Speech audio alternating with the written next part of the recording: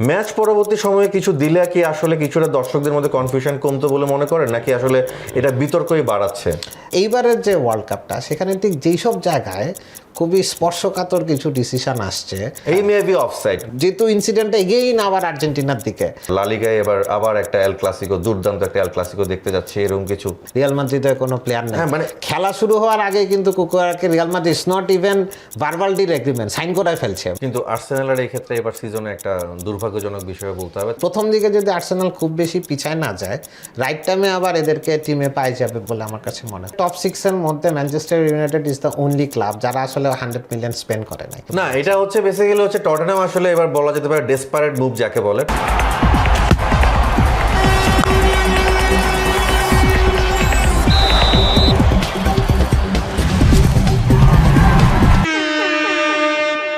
কে হবে ফুটবল বিশ্বকাপ champion, Brazil নাকি আর্জেন্টিনা? এই সব আলোচনার মধ্য দিয়ে কিন্তু বিশ্বকাপ ফুটবল আমরা শেষ করে এসেছি। চ্যাম্পিয়ন হয়েছে স্পেন, রানার্স আপ হয়েছে আর্জেন্টিনা, আমরা সবাই জানি। কিন্তু এখন বিশ্বকাপের আলোচনা শেষ, এখন সবাই ব্যস্ত ইংলিশ প্রিমিয়ার লিগ, লা লিগা কি হতে চলেছে। মরিনোকে নিয়ে কি আলাদাভাবে চিন্তা ভাবনা করছেন Hansi Flick?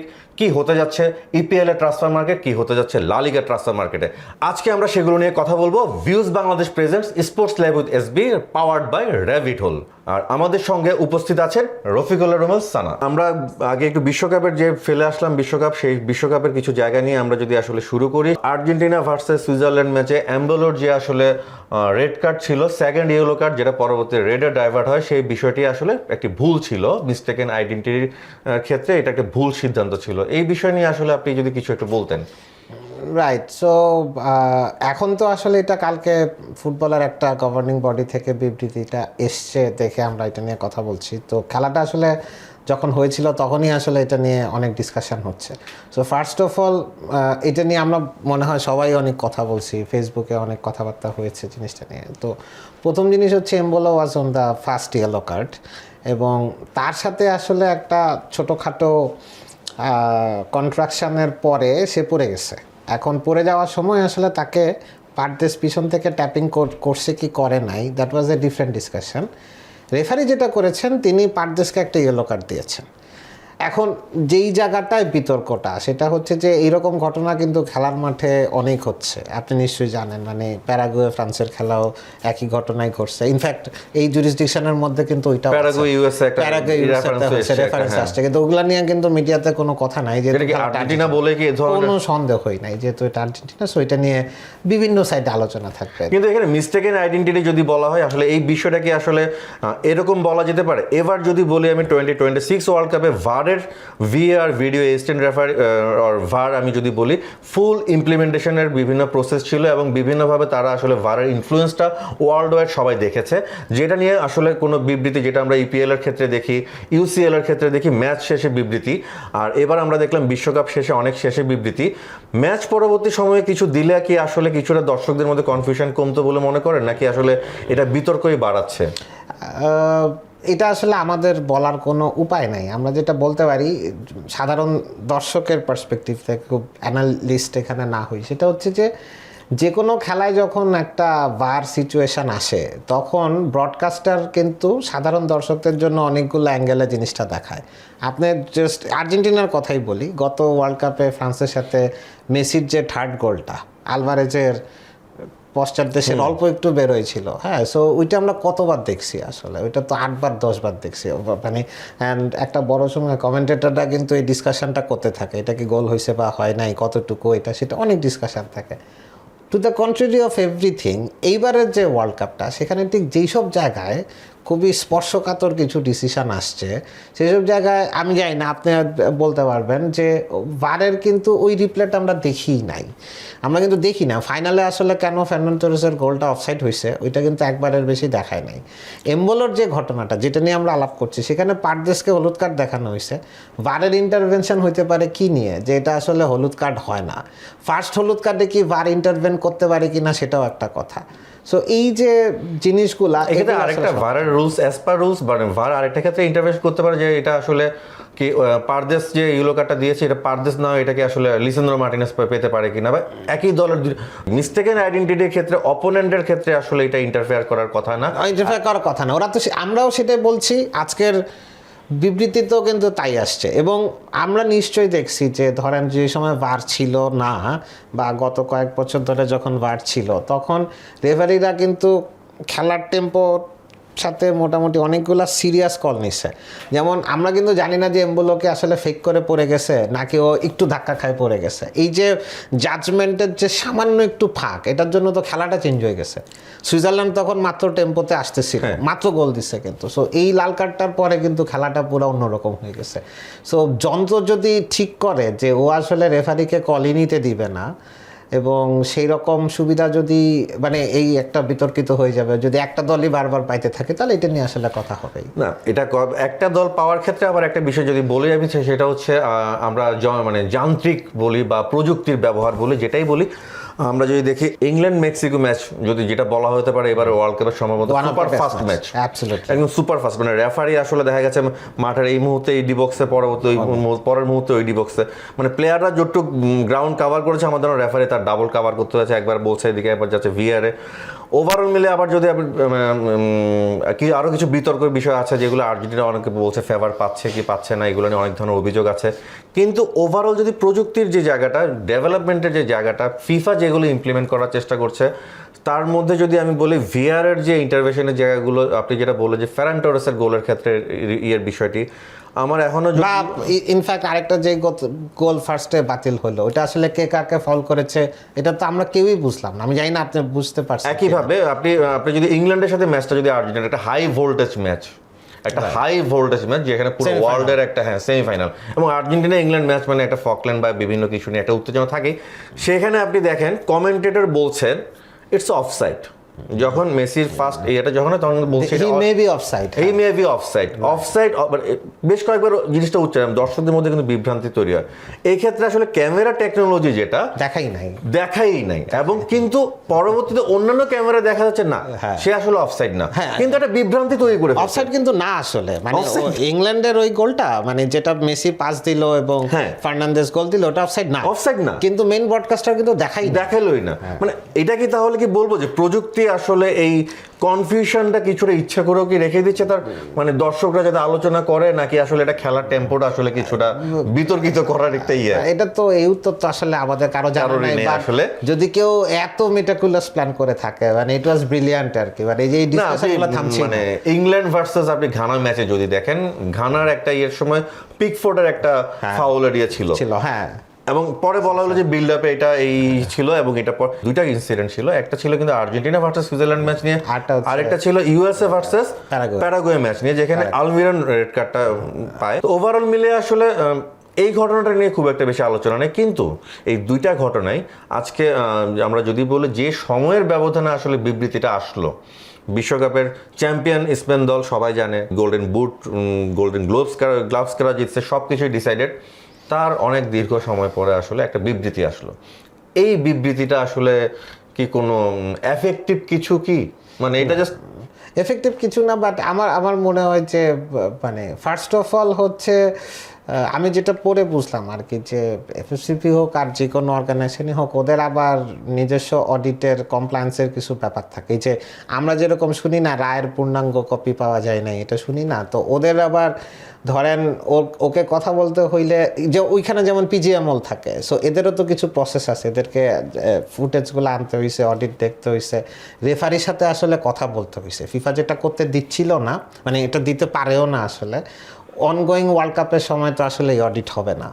So it will take some time. So সেই জন্য যতটুকু ডিস্টেন্সে আসছে সেইটা টাইমটা খুব বেশি সন্দেহজনক না, বাট যেহেতু ইনসিডেন্টটা এগেইন আবার আর্জেন্টিনার দিকে, এই কারণে আবার গ্লোবাল মিডিয়া খুব এটা নিয়ে সরব হয়ে গেছে।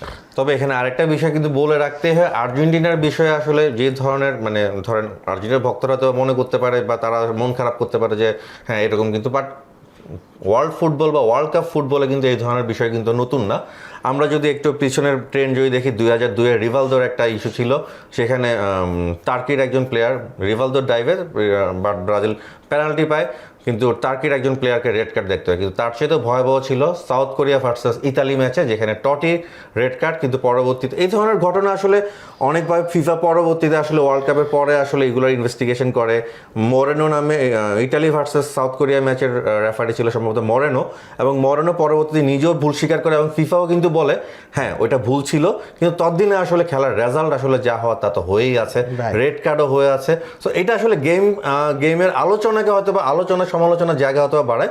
গেম আসলে গেমের যে সৌন্দর্য সেটা আসলে ওই 90 মিনিট এবং তার সাথে বাড়তি যোগ হওয়ার সময় আমরা ওইখানেই আসলে খেলাটা ওইখানেই রেজাল্ট যেটা হচ্ছে ওইটাই মেনে নেয়, যারা মেনে নিচ্ছে তারাই আসলে ফুটবলটা এনজয় করতে পারছে, আমি দিন শেষে এটা মনে করি। আপনার কি মনে হচ্ছে এরকম কিছু? এরকমই। আর আরেকটা জিনিস হচ্ছে যে আপনি দেখবেন যে এখন কিন্তু সাধারণ মানুষজন অনেক বেশি অ্যানালিস্ট, কারণ অনেক ডেটা পাওয়া যায়। সো সবাই কিন্তু ধরেন ফেসবুকে আপনি দেখবেন সবাই এক্সজি বুঝে, অ্যাসিস্ট, তারপরে গোল অ্যাসিস্ট, এগুলো কিন্তু সবাই বুঝে, এবং প্রত্যেকে এই স্ট্যাটগুলো ইউজ করে নিজের অ্যাঙ্গেলে যাকে পছন্দ করে প্লেয়ার বা টিম তাকে কিভাবে আসলে গ্লোরিফাই করা যায়। তো সোশ্যাল মিডিয়ার এই যুগে তো ভাইরালিটির একটা মানে ভূমিকা আছেই। এই যে এক ভাই দেখলাম ফেসবুকে, মানে এক ভাই না অনেক ভাই দেখছি যে মানে কেন আসলে আর্জেন্টিনা ফাইনালে খেলে নাই, স্নাইপার ছিল, কেন আসলে মেসির ওয়াইফকে দেখা যায় নাই। মেসির ওয়াইফ ছিল কিন্তু স্টেডিয়ামে, তারপরে ছিল, তারপরে হচ্ছে সিমিওনিকে কেন দেখা যায় না। এখন সিমিওনিকে এটা খেয়াল করতে হবে যে ব্রডকাস্টাররা কিন্তু সিমিওনি কোথায় বসছে সেটা নিশ্চয়ই মানে গ্লোবাল ব্রডকাস্টাররা জানে, তারাও কিন্তু ফাইনালে ইচ্ছা করে আসলে এদেরকে খুব একটা জিনিস দেখায়নি। তো সব কিছু মিলে আমার মনে হচ্ছে যে খেলার বাইরের যে খেলাটা, এটা ফিফা, ব্রডকাস্টার, বাকিরা খুব ভালোই বুঝছে, এবং এটার পিছনে খুব দারুণ একটা রিসার্চ আছে আমার কাছে মনে হয়। সে ওয়ার্ল্ড কাপ শেষ হওয়ার এতদিন পর আমরা আসলে ওয়ার্ল্ড কাপ নিয়েই কথা বলতেছি। সো আই থিঙ্ক সেই পয়েন্ট অফ ভিউ থেকে দে আর রাইট। এবং এই ক্ষেত্রে হাইড্রেশন ব্রেক একটা এক্সাম্পল হতে পারে, যে হাইড্রেশন ব্রেক নিয়ে এত সমালোচনা হচ্ছে, এবং সেই হাইড্রেশন ব্রেকই হয়তো বা আমরা ইন ফিউচার অদূর ভবিষ্যতে আমরা দেখবো ইংলিশ প্রিমিয়ার লিগ বা লা লিগার মতো ম্যাচেও কিন্তু চলে আসতে পারে। যাই হোক, সেটা ইয়ের বিষয়ে, যেহেতু ইংলিশ প্রিমিয়ার লিগ এবং লা লিগার কথা বলছিলাম, আমরা এবার একটু ট্রান্সফার মার্কেটের দিকে চলে আসি। আসলে রিয়াল মাদ্রিদের কোচ হিসেবে যোগ দিয়েছেন স্পেশাল ওয়ান হোসে মরিনো, এবং তার এখন পর্যন্ত যে ট্রান্সফার স্ট্র্যাটেজি এবং যেভাবে আসলে বার্সেলোনা উঠছিল লা লিগা, বিগত লা লিগাগুলোর ধারাবাহিকতা বলি বা ইভেন এল ক্লাসিকোর ধারাবাহিকতা যদি বলি, ইউসিএলও খারাপ খেলে না, ইউসিএলও কিন্তু যেভাবে মানে আর্সেনাল না হলে তো চলে যেত, ইনফ্যাক্ট বলা যেতে পারে আসলে মানে তার ব্যাড লাক, তার রেড কার্ডগুলো, তার ইয়াং ডিফেন্ডার এবং এটা ব্যাড লাক বলা যেতে পারে। সো আসলে একটা হাড্ডাহাড্ডি লড়াই এবার আমরাকে আশা করতে যাচ্ছি যে আমরা এবার একটা লা লিগায় এবার আবার একটা এল ক্লাসিকো, দুর্দান্ত একটা এল ক্লাসিকো দেখতে যাচ্ছি, এরকম কিছু। এল ক্লাসিকো তো একটা আলাদা হিসাব, সেটা বাট আপনি যেটা সম্ভবত জানতে চাচ্ছেন যে গতবার আসলে একটা ম্যাথমেটা লাল লিগা হয়েছে অনেক বছরের মধ্যে, মানে it was completely Barcelona dominated and Hansi Flick magic and everything. So like Real মাদ্রিদকে আসলে খুঁজে পাওয়া যায় নাই, তাই তো। সো স্পেশাল ওয়ান তো আসলে একটা ব্যাপার, বিকজ ও কিন্তু বলছে I have come here for an unfinished business. So এটা নিয়ে কিন্তু আমি জানি না আপনার কি মনে হয় সৈকত, মানে ওনার আনফিনিশড বিজনেসটা কি আছে? বিজনেস তো ওনার শুনি সবকিছুই জিতেছে, কিন্তু আসলে আমার কাছে যেটা মনে হলো যে ওনার আসলে এবার উনি যে দলটা, মানে এবার আসলে উনি মানে আপনি রিয়াল মাদ্রিদের গত সিজনটা যদি একটু দেখেন, আসলে ড্রেসিং রুমের মানে রিয়াল মাদ্রিদের ড্রেসিং রুমে এই ধরনের ঘটনা নতুন না, কিন্তু এই ধরনের এমনভাবে এবার সামনে এসছে যেটা আসলে কন্ট্রোল করা অনেক ম্যানেজারের পক্ষে হয়তো পসিবল না, এবং একটা সিজনের মধ্যে নানা ধরনের সিচুয়েশন তাদেরকে ফেস করতে হচ্ছে, এমন একটা সময় তারা এসছে, এবং একটা রিভিল প্রসেসের একদম স্টার্টিং মোমেন্টটাতে বলা যেতে পারে মরিনো কিন্তু এবার দায়িত্ব নিয়েছে। এবং খেয়াল করে দেখবেন আপনি ওয়ার্ল্ড কাপের শুরুতে কিন্তু বার্সেলোনা ট্রান্সফার মার্কেটে যেভাবে উঠছিল, এবং ওয়ার্ল্ড কাপের শেষে রিয়াল মাদ্রিদ যেভাবে আসলে মুভ করছে, মানে আগেই মুভ করেছিল, কিন্তু কুকুয়ারার ঘটনাটা দেখেন, স্পেনিশ মিডিয়া কিন্তু এটা নিয়ে ধরেন স্পেনের prime minister, sports minister involve হয়ে গেছে যে for the first time spend world cup খেলতে গেছে, রিয়াল মাদ্রিদের কোনো প্লেয়ার নেই। মানে খেলা শুরু হওয়ার আগে কিন্তু কুকুয়ারাকে Real Madrid not even verbal deal agreement sign করে ফেলছে, মানে ও মাঠে নামছে কিন্তু রিয়াল মাদ্রিদের প্লেয়ার হিসেবে। এটা একটা হিউজ লেভেলের একটা মার্কেটিং ছিল, যারা আসলে বার্সেলোনা বলি বা বলি যে রিয়াল মাদ্রিদের কোনো প্লেয়ার স্পেন দলে নেই, মানে এটা আসলে কি ধরনের, মানে এটা আমরা নিউজ যারা কাজ করে তারাও আসলে দেখেছে জিনিসটা, এইটা আসলে একটা সিরিয়াস স্টেটমেন্ট ছিল যে কুকুরা নিয়ে নিল। এবং ওয়ার্ল্ড কাপের পরবর্তীতে যে স্টেটমেন্টটা দেওয়ার পরে আসলে আমি বলবো এটা আপনার কাছে কি এরকম কিছু মনে হচ্ছে কিনা যে আলভারেজ নিয়ে কিন্তু একটা হাইপ কিন্তু পুরো ওয়ার্ল্ড কাপ জুড়ে বার্সেলোনার নামের সাথে ছিল, কিন্তু বার্সেলোনা, অ্যাথলেটিকো, রিয়াল মাদ্রিদও ছিল ওটার মধ্যে কিছু। রিয়াল মাদ্রিদ ছিল, রিয়াল মাদ্রিদ তো বিট করছিল ফরমালি। যদি শুধু লা লিগা থাকে তাহলে এই তিনজনই কিন্তু মানে এই তিনটা ক্লাবের মধ্যে একটা কিন্তু ট্রায়াঙ্গেলের মতো চলছিল। কিন্তু আপনি যে দেখেন বিশ্বকাপের পরে যখন রদ্রির নামটা যখন আবার রিয়াল মাদ্রিদের সাথে আসছে, রদ্রি হয়তো বা মানে পজিশন বেসড ফুটবলের রদ্রির আসলে মানে ওয়ার্ল্ড কাপের ফাইনালে আমরা যেটা দেখেছি এবং পুরো ওয়ার্ল্ড কাপ জুড়ে বেশি বাস্তব কেউ দেয় নাই, এবং তার হিট ম্যাপ যদি বলা হয় পুরো গেম কন্ট্রোল, এবং এই জায়গায় আসলে কি বার্সেলোনাকে এখন আসলে একটু চিন্তা ভাবনা করছে ডিফারেন্ট ভাবে, কারণ ফ্র্যাঙ্কি ডি ইয়ং ইনজুড।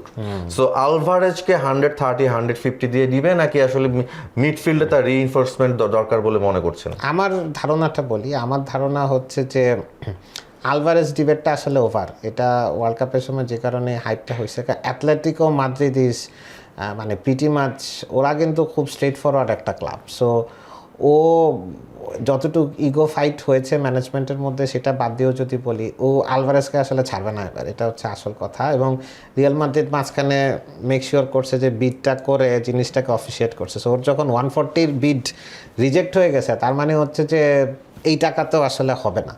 তো এখন গল্প হচ্ছে দুইটা, এগুলা তো স্প্যানিশটা তো একটু ডিফারেন্ট, ইপিএলের মতো না। সো এই দুইজনই আসলে একটু পাগলাটে টাইপের, ল্যাপোর্টে পাপা ফ্লোরেন্টিনো দুইজনই পাগল। সো ওনারা আসলে হার্ডবলটা খেলবে যতক্ষণ আসলে প্রেশার রাখা যায়, কেউ তো জানে না আসলে শেষ মুহূর্তে কী হবে। বাট আপনি যে কথাটা বলতেছেন যে বার্সেলোনার আসলে আলভারেজ হইতেই হবে এমন কোনো ইস্যু নাই, because they still have a very strong stable forward line. মানে লেভানডস্কি তো অনেক বয়স হয়ে গেছে, সো ওর জায়গায় আসলে কে খেলতে আসবে সেটা নিয়ে কথা। বাট একদম ঠিক মতো যেটা বলছেন যে বার্সেলোনা মেইন ঝামেলাটা হবে মিডে। মানে ওয়ার্ল্ড মার্কেটে কিন্তু খুব ভালো মিড নাই, যে কটা ছিল ইংলিশ প্রিমিয়ার লিগে বিভিন্ন দলে চলে গেছে, কিন্তু অ্যান্ডারসনকে সিটি নিয়ে নিছে, টোনালেকে টটেনহাম নিয়ে নিছে, এবং তাও প্রাইস 100, তাও কোনোটাই 110-এর নিচে নাই। হ্যাঁ, so defensive mid is something Manchester United এখনো খুঁজে পাচ্ছে না। সো এইরকম একটা সিচুয়েশনে what ever remaining resources left, আমার মনে হয় বার্সা ফ্র্যাঙ্কি ডিয়ংয়ের এই ইঞ্জুরিটা তো মানে খুবই অন অ্যান্ড অফ হচ্ছে, তার মানে ফর শিওরলিও খেলতে পারবে না আসলে মানে লম্বা সময় ধরে। আমার কাছে মনে হয় যে Alvarez is not the peak of the target anymore. এই জায়গায় আসলে বার্সেলোনা এখন একটা স্ট্রাইকার ট্রাই করবে, মানে সেটা আলভারেজ না, এত 140-50 মিলিয়ন না, করবে হয়তো, ট্রাই করবে। মানে ইংলিশ লিগ ছাড়া অন্য যে কোনো লিগের থেকে, সিরিয়া থেকে আনতেই পারে, আরও অনেক ফ্রি এজেন্ট আছে, সো ওরা ট্রাই করবে। বাট আমার এখন মনে হইতেছে যে মানে সে কথার কথা আমরা ভাবতেছি যে মানে ডেসিরি ডুয়ে, মানুকনে এরা বুঝে ম্যানচেস্টার ইউনাইটেড আসবে এখানে, কিন্তু do not be surprise if যদি বার্সেলোনা এখন এখানে ঢুকে, বিকজ ওদের কিন্তু ডিসিশন নিতে এত প্ল্যান করতে হয় না, এবং they have the money and the muscle. So ওরা একটা ডিফেন্সিভ মিড সাইন করাইতেই পারে। ওকে, আর কিন্তু এই ক্ষেত্রে আলভারেজের জন্য আসলে বলবো, সে মানে বিশ্বকাপের পুরো বিশ্বকাপ জুড়ে সে কিন্তু একটা হাইপে ছিল, এবং সে ড্রেসিং রুম মানে ডিস্টার্ব করা কিছু কথাবার্তাও কিন্তু তার মুখ দিয়ে বিভিন্ন সময় এসছে। সো এই ক্ষেত্রে অ্যাথলেটিকো মাদ্রিদ হয়তো তার কাছে একটা অ্যাপোলজি বলতেই পারে যে আলভারেজ তো actually he doesn't lose anything. মানে অ্যাথলেটিকো মাদ্রিদ তো চ্যাম্পিয়ন্স লিগে আছে, মানে এমন তো না যে চেলসি কেস বা টটেনহাম কেস বা আরও অনেক এক্সাম্পল হইতে পারে। ওর যে খেলা, মানে ওর যে একটা সিজনে ওর যে খেলা, 38টা লা লিগা ম্যাচ, মিনিমাম 10টা চ্যাম্পিয়ন্স লিগ ম্যাচ, এগুলো কিন্তু পাবে। এখন ওর বার্সায় খেলার ওর যে টার্গেট, এটার জন্য হি হ্যাজ টু ওয়েট আমারও মনে হয়। এবার তো আওয়াজটা দিছে অ্যাথলেটিকো মাদ্রিদ তো জানে, এবার ওর তো লাস্ট ইয়ার অফ কন্ট্রাক্ট না, সেটা হইলে আবার বিপদ হতো, তাহলে ছাড়ে দিতে বাধ্য হইতো। কিন্তু এক্ষেত্রে আলভারেজের সঙ্গে আবার আরেকটা গুঞ্জন আছে হচ্ছে আর্সেনালের, তারা গিওরকাসকে দিয়ে হচ্ছে আলভারেজকে নিতে চায়। এই ক্ষেত্রে আমরা আসলে লা লিগা থেকে একটু ইপিএল এর দিকে চলে যাই, মনে হয় পিওর গুজব। গিওরকাস, হ্যাঁ, এটা পুরোদমে একটা গিওরকাস মাত্র একটা সিজন ইয়ে করলো, সো এই ক্ষেত্রে আসলে এটা মনে হয় না। তো আমরা এটা দিয়ে আসলে গুজব হোক বা যেটাই হোক, আমরা এটা দিয়ে একটু ইপিএল এর দিকে চলে যায়, যেখানে এই মুহূর্তে সবচেয়ে বড় খবর হচ্ছে এখন পর্যন্ত ব্রাজিলের তারকা ভিনিসিয়াস জুনিয়র রিয়াল মাদ্রিদ ছেড়ে আর্সেনালে যোগ দিতে পারেন, এবং তার জন্য আর্সেনাল বিডিং রেডি করে রেখেছে, এবং তার স্যালারি স্ট্রাকচার মানে 400K পর্যন্ত অলরেডি বলে দেওয়া হয়েছে। এই ক্ষেত্রে তবে ইমেজ রাইটস বা কিছু ইস্যু হতে পারে। আমরা জানি আর্সেনালের ক্ষেত্রে আর্সেনালের লেফট উইং সাইডে মার্টিনেলি খেলছে, ব্যাকআপ হিসেবে কাই হাভার্টস, এবং ইয়েকে তো সেলই করে দেওয়া হয়েছে, এবার টার্কিশ লিগে ট্রসার্ডকে সেল করা হয়েছে। তো এই জায়গায় আসলে ভিনি আসলে ইংলিশ প্রিমিয়ার লিগের ফাইটটা আসলে মানে 22 বছর পর আর্সেনাল লিগ শিরোপা জিতেছে, এরপরে ভিনিসিয়াস জুনিয়র যদি যোগ দেয়, দলের স্ট্রেংথের জায়গাটা আসলে একদিকে একদিকে সাকা একদিকে ভিনিসিয়াস জুনিয়র, কিভাবে দেখছেন? আমি আসলে ওই স্পোর্টস লাইভ উইথ এসবি থেকেই বলি, আপনার কথা আপনাকে বলি, যেহেতু বলতেছেন খুবই ভালো লাগছিল জিনিসটা, আপনার একটা লেখা, আমরা সবাই আসলে খুব ভক্ত আপনার স্পোর্টস লাইভ উইথ এসবির। একটা জিনিস, বড় জিনিস হচ্ছে সৈকত, আপনার ওই শক্তি কী হবে কেমন হবে এটা ভুলে যান। ইংলিশ প্রিমিয়ার লিগে কিন্তু মেগা সুপারস্টাররা খুব কম আসছে যখন তারা লাইভ, মানে ধরেন রোনাল্ডো যখন সেকেন্ড টাইম আসছে, ও তো প্রাইম টাইম শেষ, প্রাইম টাইম শেষ, ওরে আনছে আসলে হোয়াট এভার রিজন, রোনালদিনোকে আনা সম্ভবই হয় না। ক্যাসিমেরো 5টা ইউসিএল জিতে যখন আর দৌড়াইতে পারে না তখন আসছে। এবং এই আনাআনির সুপারস্টার আনাআনির ব্যাপারটার ক্ষেত্রে বেশিরভাগ ক্ষেত্রেই ইনভলভ পার্টি ম্যানচেস্টার ইউনাইটেড। কিছু কিছু জায়গায় হালানকে কিন্তু ইয়াং হালানকে টিমে আনছে, এখানে আসার পরে হি বিকাম দ্য, ইভেন বেলিংহাম কিন্তু যাওয়ার পরে, ওখানে যাওয়ার পরে হচ্ছে বেলিংহাম এখনো 23। সো একটা প্রাইম প্লেয়ার, মানে যে already mega mega mega superstar হইতে হইলে গ্লোবাল পার্সপেক্টিভে আর্জেন্টিনা ব্রাজিলের প্লেয়ার হইতে হবে, বা ওই রকম ফ্রান্স হইলে এমবাপ্পের মতো হইতে হবে, মানে ওই লেভেলে এমবাপ্পে হইতে হবে। আবার ফ্রান্সের কাভারস্কেলিয়া কিন্তু আমাদের কাছে অনেক বড় নাম, কিন্তু সুপারস্টার না। সো ভিনি যে মানে মেগা স্টার বা হোয়াট, এটা নিয়ে কোনো সন্দেহ নাই। সো আমি যে জন্য বলছি যে আপনার কথাটা, এত বড় স্টার কিন্তু আসলে ইংলিশ প্রিমিয়ার লিগে আসে নাই। সো আর্সেনাল যেখানেই আসুক, মানে ডোন্ট বি সারপ্রাইজ যদি লিভারপুলে চলে যায় বা অন্য কিছু হইতে পারে, ইংলিশ প্রিমিয়ার লিগে অনেক কিছু সম্ভব। মানে লাস্ট টাইম আর্সেনালই যখন ওজিলকে আনছিল চ্যাম্পিয়ন্স লিগ জেতার পরে, মরিনো তখন ওইখানে, মানে ওকে যখন রিয়াল মাদ্রিদ থেকে আনছিল, I think that was the last যে আমরা রানিং একটা সুপারস্টারকে আসলে দেখছি। সো ওইটা আনফরচুনেটলি আর্সেনাল যে আনছিল এটা কেউ মনে রাখে নাই, বিকজ তখন আসলে এখন আমরা আর্সেনাল ওই টালমাটাল বলতে ফোর্থ ফিফথ, কিন্তু এইবার তো আসলে Arsenal is a different breed, it's a completely different breed. তো আমরা সবাই আসলে চাবো যারা ইংলিশ প্রিমিয়ার লিগ ফ্যান আসলে, ভিনি আসলে আসুক। আর্সেনালে আসলে আপনি যে প্রশ্নটা করছেন, Arsenal is like way ahead than anybody, মানে এইদিকে সাকা ওইদিকে ভিনি যদি থাকে, মাঝখানে যদি কোনো নাইন নাও থাকে, ডেফিনেটলি আছে, ও তো ভালো প্লেয়ারই আছে, কিন্তু মানে আর্সেনাল মানে সিটি আর লিভারপুলের জন্য will be very difficult to catch up whatever they do. কিন্তু আর্সেনালের এই ক্ষেত্রে এবার সিজনে একটা দুর্ভাগ্যজনক বিষয় বলতে হবে, তাদের কিন্তু সালিভা ইনজুর্ড, তাদের সাকা সম্ভবত সার্জারিতে যাবে, এবং ডেকলান রাইস, 3টা প্লেয়ারে কিন্তু। রাইসের তো মানে এটা তো একটা, আমি সেদিনই দেখলাম জিনিসটা, মানে রাইস 38টা লিগের ম্যাচ খেলছে, তারপরে এফএ কাপে 5টা ম্যাচ খেলছে, লিগ ক্লাবে 4টা ম্যাচ খেলছে, ইউসিএল এর ফাইনাল পর্যন্ত, তার মানে হচ্ছে 10, 6, 16, 17, 18, 19টা। তো একটা লোক সিজনে 80টা ম্যাচ খেললে তো এরপরে ওয়ার্ল্ড কাপ, এবং ইনফ্যাক্ট ইন এভরি ম্যাচ, তো এটা তো একটা ইম্পসিবল ব্যাপার। তো আমার যেটা মনে হয় সালিবা ইজ এ সেটব্যাক, এটা নিয়ে কোনো সন্দেহ নাই, মানে এটা তো অ্যাটলিস্ট ক্রিসমাস পর্যন্ত যাবে, বাট এরা আসলে আস্তে আস্তে আবার চলে আসবে, এদের তো বেসিক্যালি ফিটনেস কনসার্ন। তো ওই প্রথম দিকে যদি আর্সেনাল খুব বেশি পিছায় না যায়, রাইট টাইমে আবার এদেরকে টিমে পাই যাবে বলে আমার কাছে মনে হচ্ছে। এবার অন্যদিকে ট্রান্সফার মার্কেটে যদি আমি বলি, এবার প্লেয়ার, মানে যে প্লেয়ারের দিকে নাম শোনা যাচ্ছে, যে প্লেয়ারে হাত বাড়াচ্ছে, যেদিকে বাড়াচ্ছে, টোনালি বলি, অ্যান্ডারসন বলি, 100 মিলিয়ন একটা প্রাইস ট্যাগ তো মোটামুটি এখানে একদম, মানে গরিবের বাজার বলে আর কিছু নেই এখানে, কোনো গরিবের বাজার, তুমি এখানে গরিবের বাজার বলতে কিছু 100 মিলিয়ন পাউন্ড, কিন্তু হ্যাঁ ইউরো না, হ্যাঁ। তো এখানে আসলে গরিবের বাজার বলতে কিছু না, এখানে সব বড় লোকদের খেলা। ফুলহামে আমাদের মানে ফুলহাম বা এভারটন বা অন্যান্য যারা আছে তারা আসলে হচ্ছে এখানে আসলে একটা দর্শক। ম্যাথিউস ফার্নান্দেস উলস থেকে হচ্ছে গিয়ে, ওয়েস্ট হ্যাম থেকে হচ্ছে গিয়ে আপনার ইয়েতে জয়েন করছে, টটেনহামে জয়েন করছে, সেখানে তার উইকলি স্যালারি হয়ে যাচ্ছে 250K প্লাস। তো মানে এগুলো তো আসলে খুবই অস্বাভাবিক, মানে বাচ্চা ছেলে। হ্যাঁ, আবার গার্নাচো আবার মাত্র এক সিজন গেল, আবার চলে গেল লোনে। লিভারপুল ট্রান্সফার মার্কেটে নানাভাবে চেষ্টা করছে তারা পিএসজি থেকে বারকোলা বা একটা হাই নেম, একটা তারা ভালো নেম একটা সিগনেচার করার। ম্যানচেস্টার ইউনাইটেডের কথা যদি বলি একটু মাঝখানে, ম্যানচেস্টার ইউনাইটেড আমরা জানি ক্যাসেমিরো যাওয়ার পরে এবং উগার্তের ইনজুরি হওয়ার পর তাদের মিডফিল্ডে একটা ক্রাইসিস জোন বলা যেতে পারে। সেই ক্ষেত্রে আসলে আমরা তাদের সাইনিং হয়েছে সান্তোস, টিলেমেন্স এবং পাইপলাইনে তারা চেষ্টা করছে, যদিও এটা নিয়ে আসলে ট্রান্সফার মার্কেটে খুব একটা বেশি আওয়াজ নেই, কিন্তু তারা চেষ্টা করে যাচ্ছে। এখন পর্যন্ত যে ট্রান্সফার মার্কেট এখন পর্যন্ত ম্যানচেস্টার ইউনাইটেড মিড নিয়ে, সেটা আপনার কাছে কিরকম মনে হচ্ছে? ম্যানচেস্টার ইউনাইটেডের ট্রান্সফারের এইবারের একটা ডিফারেন্স আছে, সেটা হচ্ছে মানে ইউনাইটেড আসলে এরকম প্রতি বছরই একে কিনবো ওকে কিনবো অনেক হাইপ থাকে, যেহেতু ফ্যান বেস, ইউ আন্ডারস্ট্যান্ড, এটা এই অনেকটা আর্জেন্টিনা ফ্যান বেসের মতো ম্যানচেস্টার ইউনাইটেড। এখন এইবার ডিফারেন্সটা হচ্ছে এইবারে সামহাউ মানে কাজ যারা করতেছে, বেরাডা অ্যান্ড দ্য ফুল টিম, মানে জেসন উইলকক্স হোক, ওইদিকে ভিভেল হোক, মানে ইনিওস আসলে এইবার প্রেসকে একদম ডার্কে রাখছে। সো আপনি যদি দেখেন যাদেরকে কিনছে, মানে টিলেম্যান্স তো বটেই, টিলেম্যান্স এটা কিন্তু নোবডি নোজ। আপনি যদি দেখেন মানে প্যাটফোর্ড স্ট্রিক, গোলব্রিজ শো, ইউনাইটেড স্ট্যান্ড, কোনোখানেই কিন্তু এটার কোনো আওয়াজ ছিল না, কোনো আওয়াজ নাই, আপনার সত্ত্বেও নাই কিন্তু। সো এইটা যে আসছে তার মানে হচ্ছে যে ও যখনই প্রাইম টার্গেটগুলো মিস করে ফেলছে, ও বুঝছে যে টোনালিকে আসলে হবেই না। অ্যান্ডারসন তো এইদিকে পাই দেয় নাই, আসলে হইতো না কখনো। আবার ওদের কিছু অনেক কিছু মিলে।